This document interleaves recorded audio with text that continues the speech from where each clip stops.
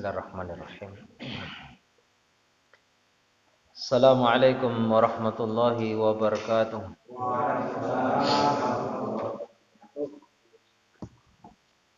Innal hamdalillah nahmaduhu wa nasta'inuhu wa nastaghfiruh wa na'udzu billahi min shururi anfusina wa sayyiati a'malina.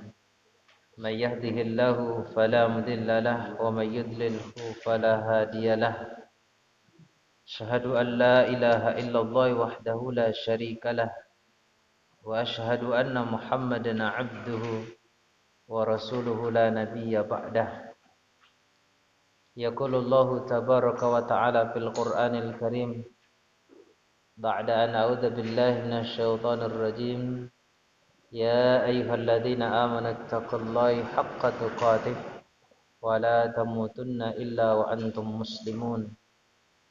Wa qala Rasulullah sallallahu alaihi wasallam fi hadithihi syarif taqillahi haitsuma kunta wa atbi'is sayyi'atal hasanata tamhuha wa khaliqin nasa bihulukin hasanin. Allahumma la sahla illa ma ja'altahu sahlah wa anta taz'alul hazna idza syi'ta sahlah. Ikhwani fid din rahimani rahimakumullah, kita lanjutkan kajian kita. Masuk kepada pembahasan bab baru, yaitu bab pembatal-pembatal wudu.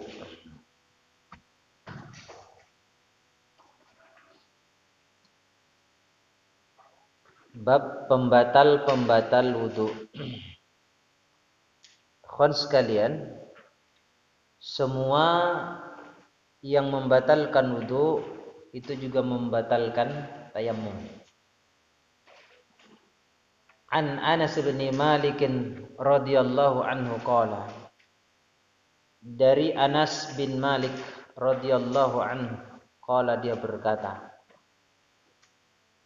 kana ashabu Rasulillah sallallahu alaihi wasallam ala ahdihi. Sampun kamu Pak. Okay. Adalah sahabat-sahabat Rasulullah sallallahu alaihi wasallam ala ahdihi, pada zamannya. Yantadiruna al-isya. Mereka ini, para sahabat ini, menunggu salat Isya hatta takhfiqa ru'usuhum, sampai ataupun hingga kepalanya ini, kepala mereka ini ngangguk-ngangguk. Yo ngantuk maksudnya. Ya. Ini harus kita pahami ikhwan sekalian. Jadi para sahabat itu nunggu Rasul itu sampai segitunya, Pak. Nunggu imamnya, begitu kan. Kalau kita kan kadang-kala kan patokannya bukan imamnya, tapi apa Pak? Oh iya. Apalagi imamnya bekerja.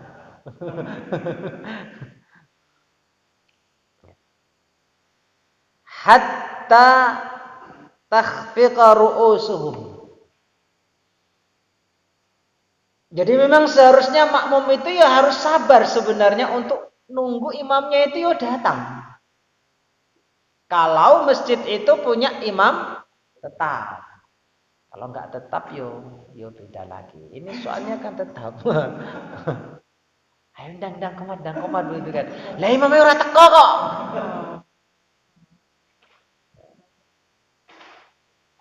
Jadi memang ya seharusnya ya sabar ya nunggu imam. Kita perhatikan nih. Para sahabat itu nunggu Rasulullah itu hatta takhfiqa ru'usum, sampai mereka itu ngangguk-ngangguk, Pak, kepalanya ngantuk begitu kan. Ya. Dan memang sholat Isya itu kan waktu yang terbaik itu kan diakhirkan, Pak. Itu khusus sholat Isya. Jadi waktunya itu paling baik, itu paling afdol itu diakhirkan. Tapi ya ada ketentuannya. Diakhirkan itu manakala tidak memberatkan jamaah. Dan tentunya dilakukan secara berjamaah. Diakhirkan tapi ini ngomah kan begitu kan? Ya tidak bisa. Ya. Diakhirkan tapi memberatkan bagi jamaah. Ya. Karena kita ini kan mungkin di masyarakat kita ini kan tidak terbiasa Pak mengakhirkan sholat isya katakanlah sampai jam 9 jam 10 itu kan boleh enggak? Oh, boleh. Itu bagus Pak. Ya. Karena sholat isya itu paling baik itu diakhirkan. Tapi tadi itu tidak memberatkan jamaah. Dan ini memberatkan. Kadang kalau awake dhewe isya wis pada nguap kabeh kok. Kok arep ditunda kan. Dalam hadis yang lain disebutkan begini. Wal isya'u ahyanan salat isya itu kadang-kadang. Jadi artinya enggak nentu waktunya. Ya maksudnya enggak nentu waktunya itu ya kadang diawalkan, kadang yang diakhirkan. Idza ra'ahum ijtama'u. Kalau Rasulullah sallallahu alaihi wasallam itu melihat para sahabat itu apa ijtama'u sudah berkumpul di masjid maka ajjala. Beliau segerakan tuh salat isya. Jadi perhatikan tuh makmumnya sudah kumpul Mbak, jamaahnya sudah apa? Berkumpul tidak. Kalau sudah berkumpul segera lakukan salat berjamaah. Tetapi wa idza ra'ahum kalau Rasulullah melihat para sahabat itu kok banyak yang belum datang ataupun mereka mengakhirkan, ya ditunggu. Abta'u akhara Rasulullah sallallahu alaihi wasallam mengakhirkan. Jadi artinya melihat kondisi karena memang sholat yang terbaik untuk sholat isya itu adalah diakhirkan.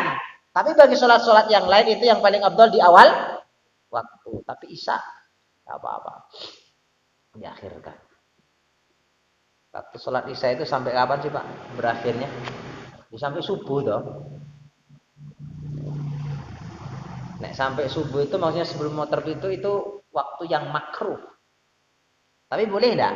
Boleh. Ya di sana memang para ulama berbeda pendapat dalam persoalan ini. Ada mengatakan sampai tengah malam. Kan itu kan. Tapi yang terbaik itu sekali lagi untuk salat isya itu apa? Diakhirkan. Hatta takhfiqa ru'usuhum. Thumma yusalluna wa la yatawadda'un.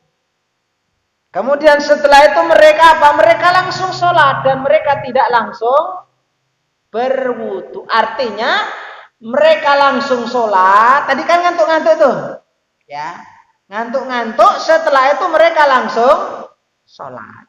Lah, disinilah para ulama berbeda pendapat tentang para ulama berbeda pendapat apakah tidur itu membatalkan wudhu atau tidak.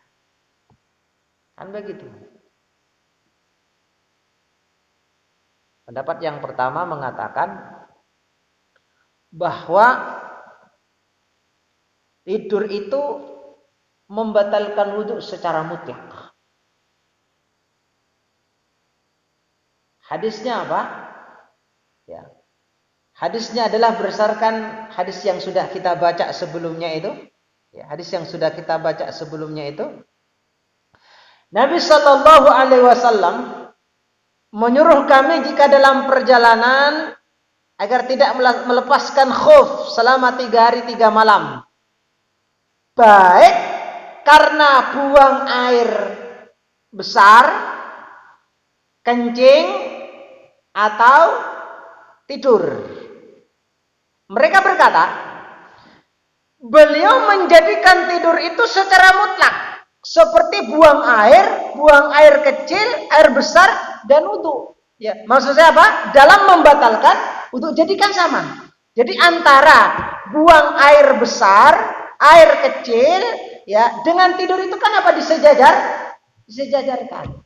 Ya.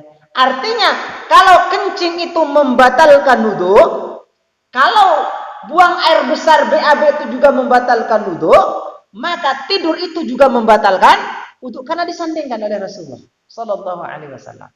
Ya. Lah, berkenaan dengan hadis yang kita bacakan ini ikhwan sekalian, berkenaan hadis yang kita bacakan ini sebenarnya itu Rasulullah Shallallahu Alaihi Wasallam tidak membiarkan para sahabat kalau belum ngerti. Maksudnya begini, ya. Jadi tidak terdapat Rasulullah Shallallahu Alaihi Wasallam membiarkannya itu. Artinya Rasul tidak mengetahui bosnya mereka ngantuk. Kan Rasul itu apa namanya? Nek Rasul datang itu kan banyak kan langsung apa? Langsung komat kan begitu Pak ya. Jadi tidak sebagaimana kita kan. Imamnya datang itu biasanya sholat tahiyatul masjid gitu kan, kemudian apa baru komat nunggu titip gitu kan. Itu kalau kita. Nah, Rasul itu kan yang saya pahami, yang saya baca itu kan enggak. Jadi datang langsung komat. Makanya nek masjid-masjid Timur Tengah itu atau di Indonesia lah, gitu kan. Itu biasanya tempat pintunya imam itu kan beda, Pak. Jadi biasanya di samping. Datang langsung komat. Imam itu belakangan datang, kemudian pulangnya apa? Tergantung imamnya.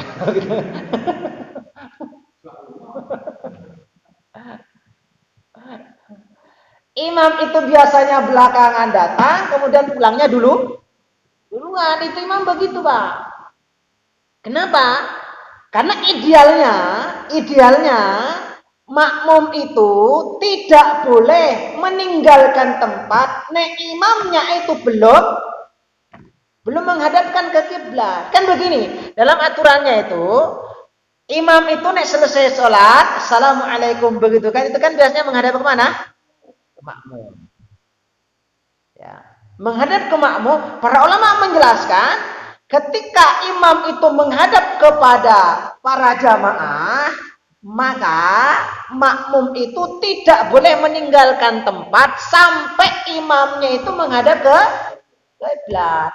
Maka imam yang paham biasanya itu menghadap ke kiblat sebentar, baca Allahumma antas atau astagfirullah 3 kali, kemudian Allahumma antasam, kemudian dia balik lagi ke kiblat. Itu menandakan memperbolehkan kepada para jamaah untuk meninggalkan tempat. Begitu aturannya. Ya. Imamnya biasanya seperti itu. Tapi kadang enggak dong. Imamnya panek kae itu kan menghadap ke penjenengah, ke jamaah. Nek makmumnya paham, dia tidak akan beranjak dari tempat duduknya. Dia akan tetap nunggu imam. Kok imam kok betah banget gitu kan. Ketiduran soalnya. Maka yang baik itu ya bukan yang baik ya, yang memang para ulama berbeda pendapat sih. Ya, menghadap sebentar, baca astagfirullah 3 kali, Allahumma antasam, kemudian dia balik lagi ke menghadap ke kiblat. Berarti itu sebagai tanda diperbolehkannya apa? Jamaah untuk meninggalkan tempat. Maka timbul pertanyaan, ya, mana yang paling bagus menghadap pas imam selesai sholat itu? Apakah dia menghadap ke jamaah atau tetap membelangi jamaah? Kan begitu. Ya.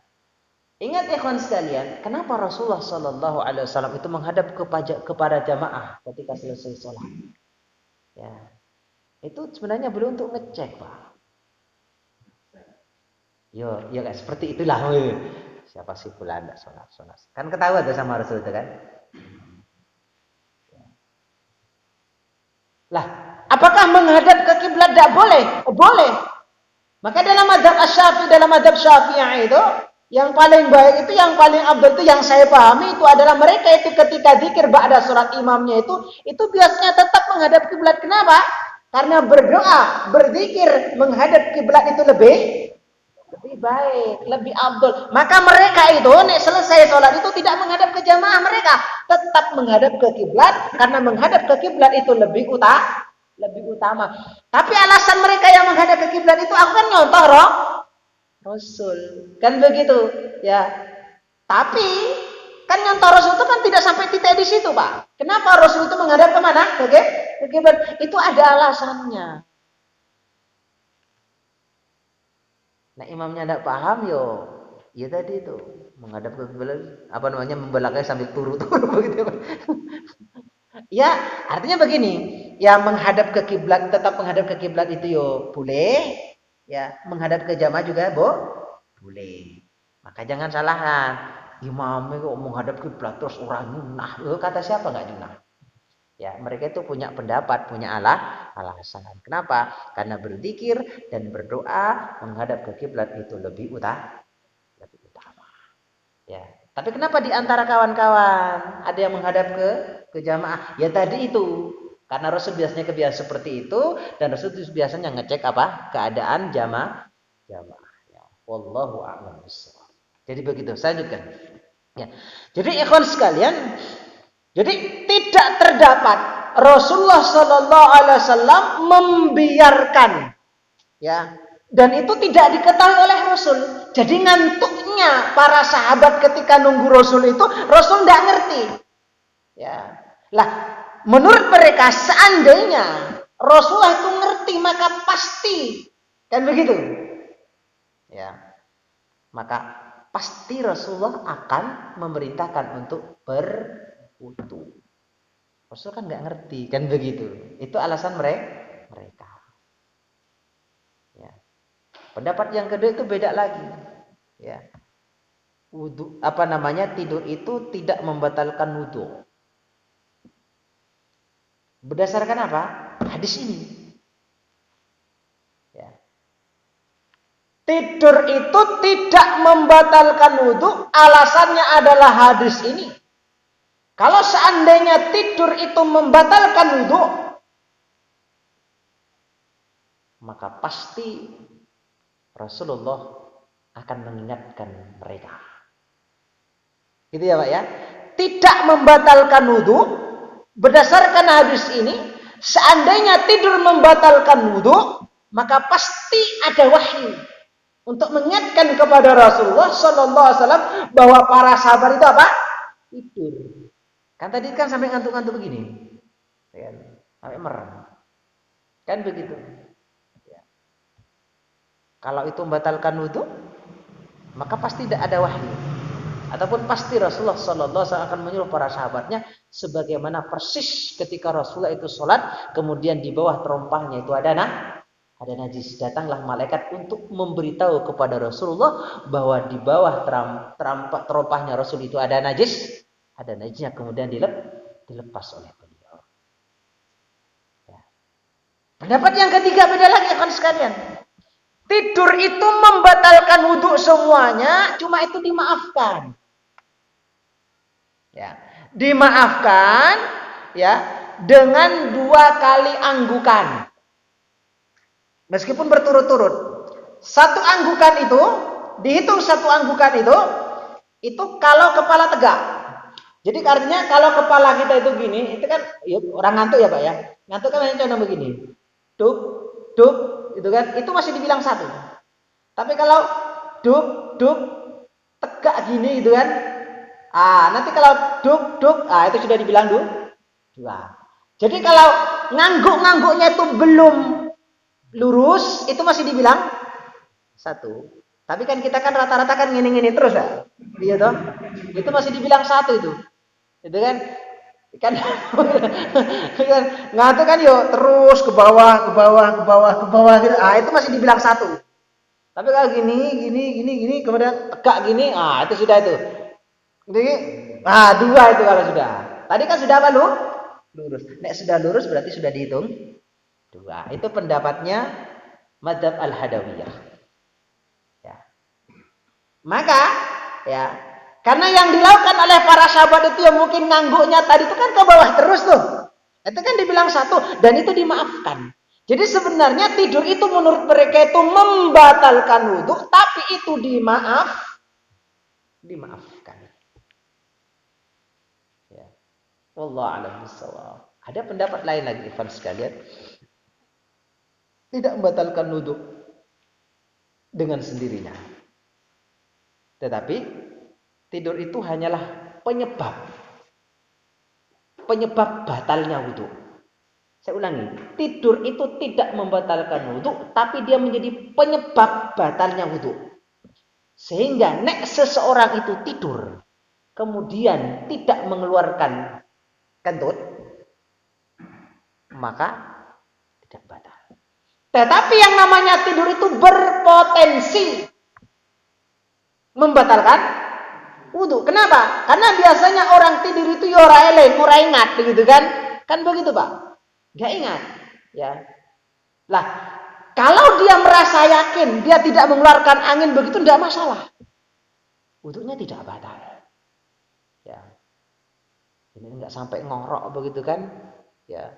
Ngorok tapi sadar begitu kan? Ada enggak kira-kira? Ngorok tapi sadar ngerti gitu loh, nek kentute metu gitu loh. Sehingga di dalam mazhab Asy-Syafi'i itu ikhwan sekalian, tidur yang membatalkan wudu itu adalah tidur kalau sampai baring. Tapi kalau posisinya dia masih duduk, itu kan, kemudian ya, non sewu, bokongnya tadi itu tidak terangkat, ya, bokongnya tidak terangkat begini, artinya non sewu, lubang duburnya itu masih ketutupan, masih nempel di lantai begitu. Tidur yang seperti itu tidak membatalkan wudu. Ada kan orang tidur kan begini, tapi bokongnya kan nggak bergerak loh, ini nempel gitu loh. Ya, ini kan non sewu, lubang duburnya itu kan orang terangkat gitu loh, masih nempel kayak gini, walaupun sampai ngorok begitu, tidak batal itu. Tapi kalau sudah tidur gini, sudah nanya, ini kan sudah terangkat nih. Kalau sudah terangkat itu kan, itu kan ya tadi tuh terangkat kan ya tadi, gitu kan. Kalau ini kan ya nggak ketahuan gitu ya Pak ya kalau tanda begitu. Tapi kalau sudah terangkat dia kan, ya tadi tuh. Makanya kata mereka itu membatalkan wudunya. Tidur membatalkan wudu dengan catatan tadi terangkat dan lubangnya itu tidak tertutup. Ya, itu kalau kita membicarakan tentang perbedaan pendapat di antara para ulama berkenaan dengan batal dan tidaknya tidur. Nah, jenengan ngambil yang mana biasanya, Pak? Biasanya yang suka tidur-tidur. Tapi nek tidur pas taklim enggak batal taklimnya. Enggak batal insyaallah. Jadi begitu. Itu berkenaan dengan tidur. Kita lanjutkan. Bersandar, Pak. Bersandar. Tidur dalam posisi sadar tegak. Gitu terus? Itu membatalkan atau tidak apa? Iya tadi itu kalau dalam mazhab Syafi'i kalau sampai terangkat apa? Bokongnya. Walaupun itu sudah pulas ngorok. Iya. Tapi posisinya tidur loh ya. Tapi posisinya tidur kemudian dia duduk. Itu tidak masalah, tidak batalkan. Bagi mereka itu kalau membatalkan itu sampai baring. Itu batal. Ya. Berarti apa? Duduk saja tidak membatalkan wudu. Lah kalau berdiri? Batal enggak wudunya kalau tidur berdiri? Apa ya ada ya? Iya, saya lanjut. Gitu ya Pak ya tentang masalah tidur ini. Ya. Terjadi perbedaan pendapat di antara para ulama. Saya lanjut hadis berikutnya. Wa an Aisyah radhiyallahu anha. Dari Aisyah radhiyallahu anha qalat dia berkata, Ja'at Fatimah bintu Abi Hubeish ila Nabi sallallahu alaihi wasallam faqalat Fatimah binti Abi Hubeish mendatangi Rasulullah sallallahu alaihi wasallam, menemui Rasulullah. Faqalat, kemudian dia bertanya,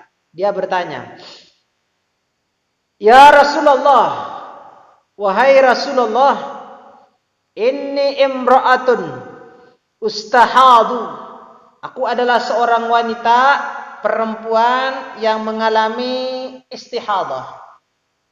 Istihadah itu adalah darah yang keluar bagi seorang wanita bukan pada masa-masa haid. Itu namanya istihadah. Fala athur. Maka aku tidak suci ya Rasulullah. Karena menurut dia, pemahaman beliau, menurut pemahaman Fatimah binti Abi Hubeish ini mungkin disamakan dengan haid. Kenapa? Karena posisi keluarnya kan sama. Ya. Keluarnya kan sama. Ya. Maka beliau mengira, oh ini sama dengan haid. Sehingga dia mengatakan, fala athur, saya tidak suci ya Rasulullah. Ini kesimpulan beliau ketika beliau bertanya kepada Rasulullah. Maka beliau mengatakan, afada'us shalah. Bolehkah aku meninggalkan salat? Kenapa dia bertanya seperti itu kan sekalian?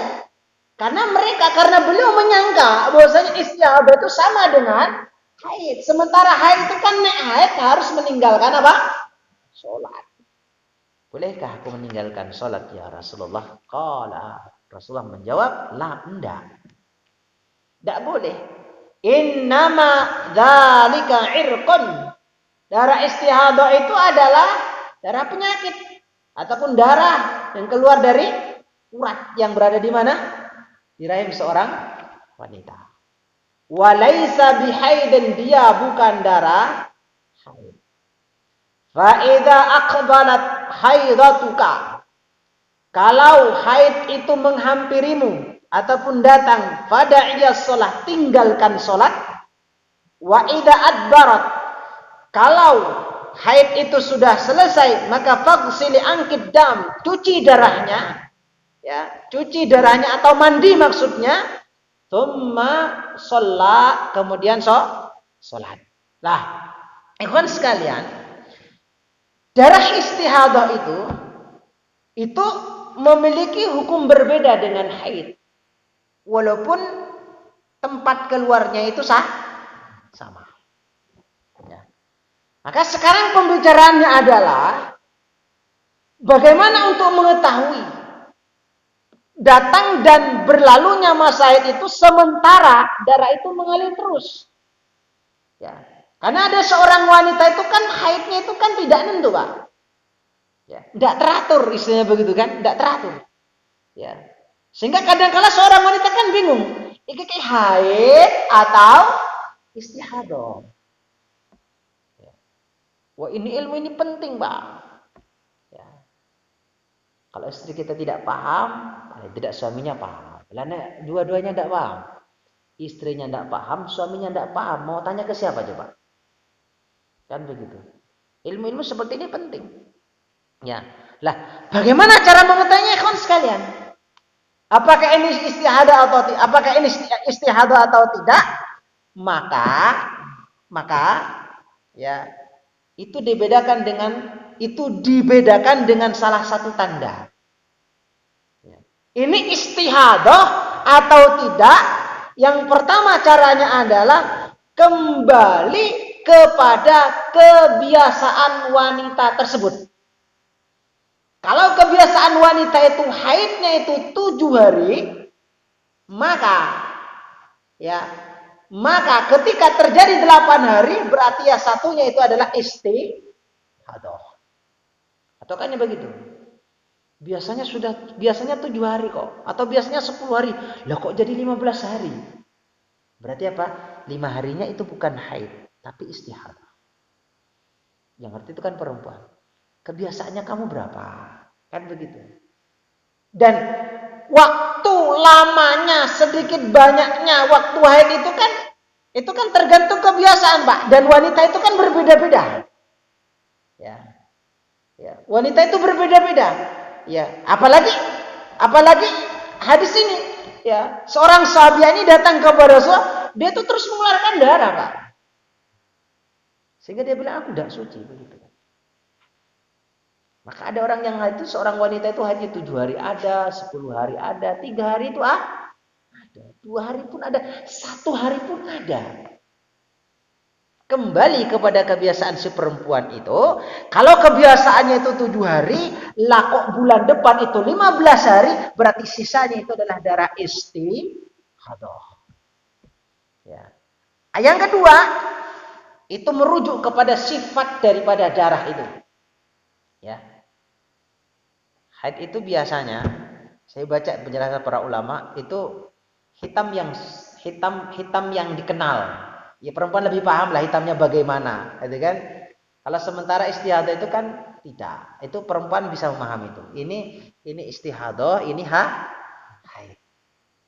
Lah, maka ikhwan sekalian, di hadis yang berikutnya ini, riwayat yang berikutnya ini, walil Bukhari.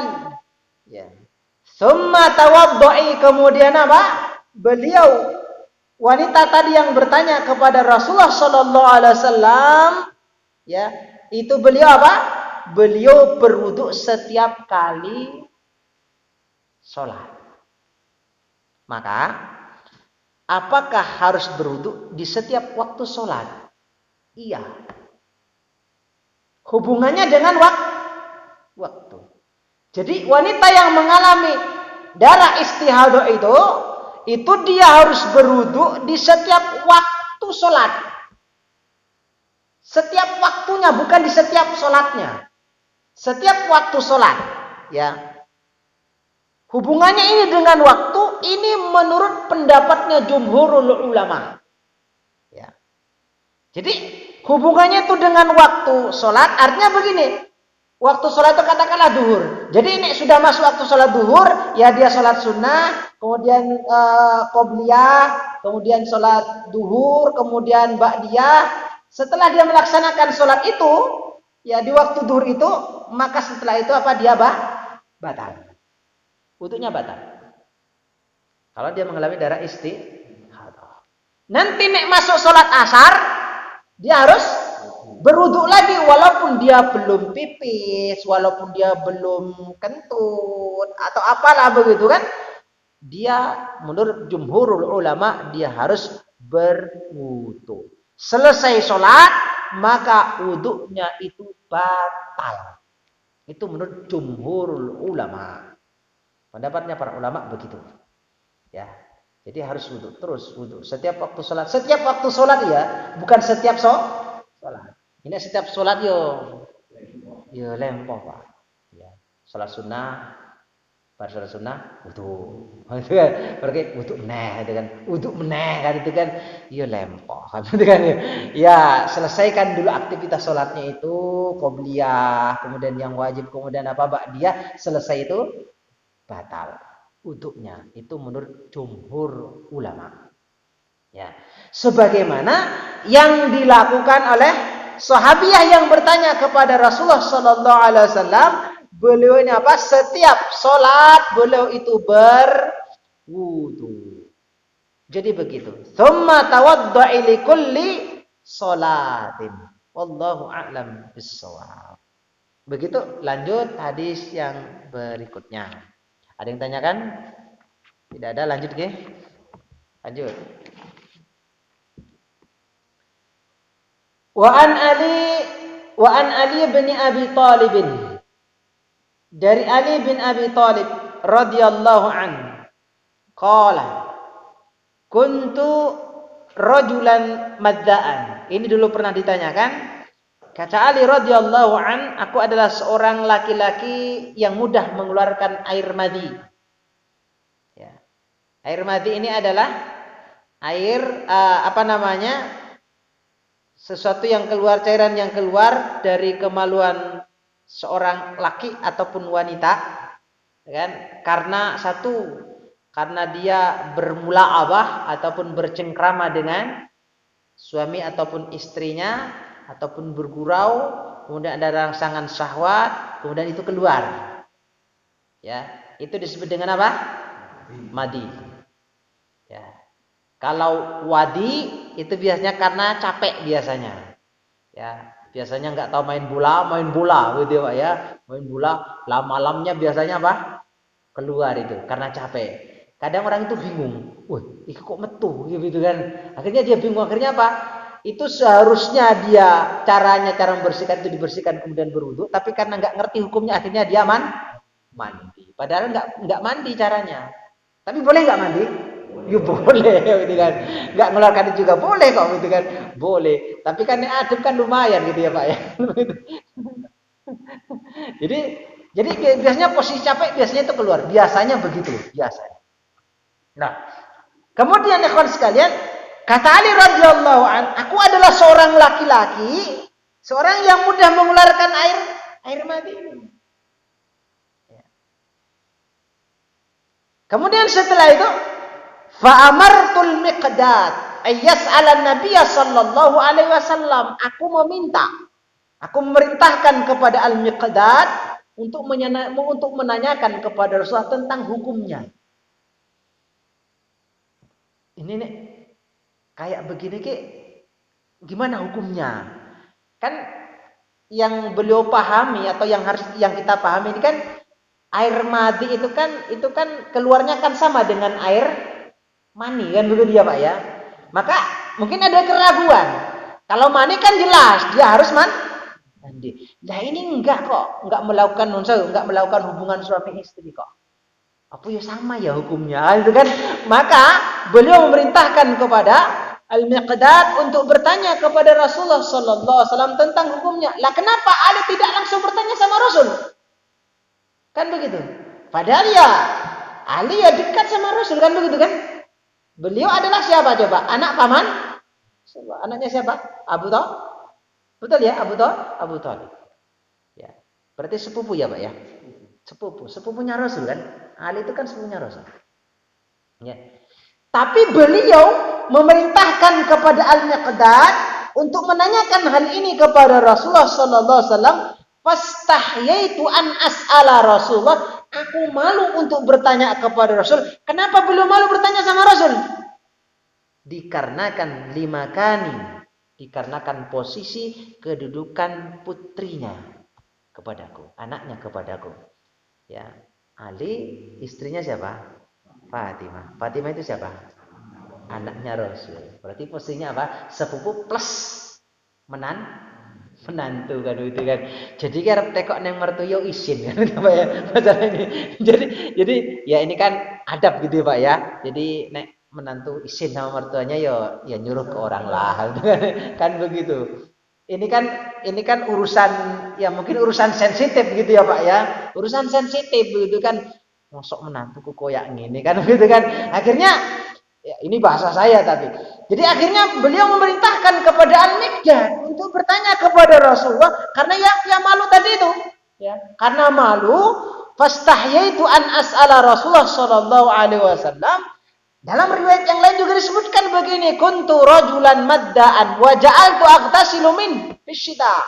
Aku ini adalah seorang laki-laki yang mudah mengeluarkan air madi, kemudian suatu saat itu aku mandi pada waktu dingin, Pak.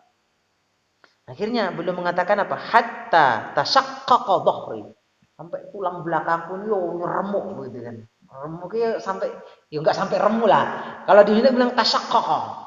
Yo parah lah kan gitu kan. Nek orang apa namanya? Nek enggak kuat dingin tuh yo kan lumayan toh, Pak.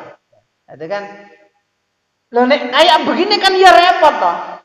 Kan begitu kan? Maka ini harus diperjelas hukumnya. Maka bertanyalah Miqdad kepada Rasulullah sallallahu alaihi wasallam. Ya, para ulama menyebutkan begini, ketika Miqdad bertanya kepada Rasul, itu Ali itu juga ikut. Tapi beliau tidak ngomong kan begitu kan. Jadi sing dicok niki sama Pak Miqdad. Ali ikut dia, tapi sampean sing teko ya. Jadi Miqdad, sahabat Miqdad yang tanya kepada Rasulullah sallallahu alaihi wasallam. Maka kata Rasulullah, ya, jawabannya sebagaimana hadis ini, ya. Jawabannya sebagaimana hadis ini, fihil wudu. Ya, caranya adalah berwudu. Ya. Di dalam riwayat yang lain disebutkan apa? Ya, ighsil dzakaraka wa tawadda. Cuci, bersihkan kemaluannya dan berwuduklah. Jadi caranya untuk membersihkan, mensucikan madi tadi itu adalah bersihkan kemaluan, setelah bersih berwudu. Kemudian salat. Ya. Bagaimana cara membersihkannya? Kan begitu. Apakah zakar kemaluan tadi itu harus dibersihkan utuh? Kan begitu kan. Dari atas sampai bawah, gitu kan. Para ulama mengatakan iya. Berbeda pendapat. Semuanya. Ada yang berpendapat ya cuma tempat di mana dia keluar. Itu yang dibersihkan. Begitu ya Pak ya. Jadi itu dibahas oleh para ulama. Jadi ighsil dzakaraka wa tawadda. Ya, cuci kemaluanmu dan engkau berwudu. Wallahu a'lam bishawab. Itu tata cara. Ini sama dengan tata cara ketika mengeluarkan apa tadi? Mengeluarkan wadi. Jadi kan mani, madi, wadi. Wadi jangan keliru loh ya Pak ya. Jangan keliru. Mani itu ya mandi, kalau madi dengan wadi itu apa? Berwudu. Ya, maka kalau pas malam-malam itu kan ya kita tidak melakukan apa-apa kok tiba-tiba itu keluar, itu bukan mani tetapi itu adalah biasanya itu kalau keluar malam itu biasanya adalah wadi karena ya capek tadi itu. Biasanya kesalahan pikiran atau apalah gitu ya Pak. Biasanya ya keluar. Biasanya begitu. Ya. Dan itu bisa saja terjadi Pak. Dan itu ya itu bisa sama perempuan, bisa juga sama laki. Ya. Dua-duanya sama. Saya lanjutkan satu hadis lagi. Ya. Hadis yang berikutnya.